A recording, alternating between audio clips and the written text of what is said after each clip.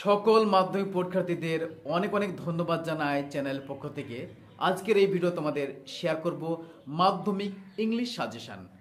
মাধ্যমিক পরীক্ষার্থীদের হাতে খুব অল্প সময়, এই অল্প সময়ের মধ্যে আমার মনে হয় আজকের সাজেশনটি খুব কাজে লাগবে।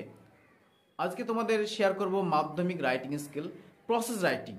মাত্র একটি নিয়মে তোমরা সমস্ত প্রসেসিং নিজে করতে পারবে এবং তার সঙ্গে সাজেশন মাত্র কয়েকটি নিয়ে এসে তোমরা দেখে নেবে। আর আমাদের চ্যানেলে সমস্ত রকম সাজেশন তোমরা পেয়ে যাবে, তো অবশ্যই আমাদের চ্যানেলটিকে ফলো করবে আর একটু ফ্রেন্ড সার্কেলে ভিডিওটি শেয়ার করে অন্যকে দেখার সুযোগ করে দেবে। আজকের সাজেশনটি আমরা দেখে নেব স্ক্রিনে। চলো শুরু করা যাক। প্রসেস রাইটিং মাত্র একটি করলে হবে, মানে নিচে সেটা বলা আছে একটি মাত্র নিয়ম, সেই নিয়মে বা রুলসে আমরা ফলো করলে সমস্ত প্রকারের প্রসেস রাইটিং মাত্র একটা নিয়মে হয়ে যাবে। সে একটি নিয়ম আমরা দেখে নেব। তার আগে বলি যে আমরা কয়েকটি সাজেশন হিসাবে রেখেছি কয়েকটি মাত্র প্রসেসিং।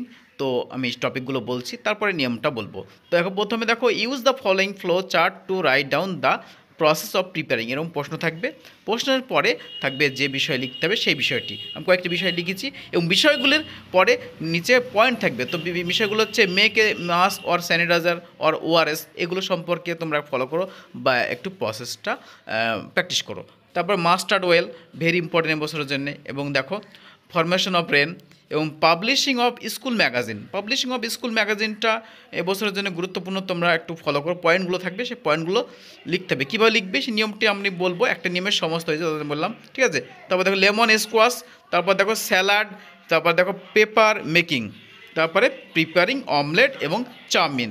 মাত্র কয়েকটি আমি বললাম মানে সাজেশানে। এবং এবার বলছি একটি মাত্র নিয়ম, একটি নিয়মে আমাদের যে কোনো প্রসেসিং রাইট হয়ে যাবে। সেই নিয়মটা দেখো, আমাদের কার্যকর নিয়ম হচ্ছে প্রথমে লিঙ্কিং ওয়ার্ড প্রথমে ইউজ করব, তারপর সাবজেক্ট দেবো একটা, এবং তারপরে ইজ বা আর যুক্ত করার পরে আমরা V3 মানে ভার্বের 3 নম্বর ফর্ম ইউজ করার পরে অবজেক্টটা আমরা বসাবো। এইভাবে আমরা প্রতিটা সেন্টেন্স পরপর স্টেপ বাই স্টেপ লিখবো, তাহলে আমাদের প্রসেসিং রাইটিং হয়ে যাবে।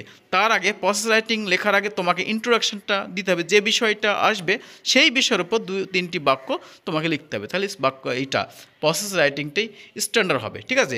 এবং এই নিয়মটা মাত্র একটি নিয়ম, তোমরা ফলো করবে এবং এই নিয়মে তোমরা লিখে দেবে লিঙ্কিং ওয়ার্ড মানে at first, then, after, next, এগুলো লিঙ্কিং ওয়ার্ড প্লাস সাবজেক্ট, তারপরে ইজ বা আর প্লাস V3 প্লাস অবজেক্ট। এইভাবে প্রতিটা সেন্টেন্স প্রতিটা পয়েন্টকে তোমরা এই ফর্মুলায় ফেলে দেবে এবং তোমরা ফর্মুলা ফেলে দিলে আশা করি হয়ে যাবে। তো এটা তোমাদের সামনে শেয়ার করলাম।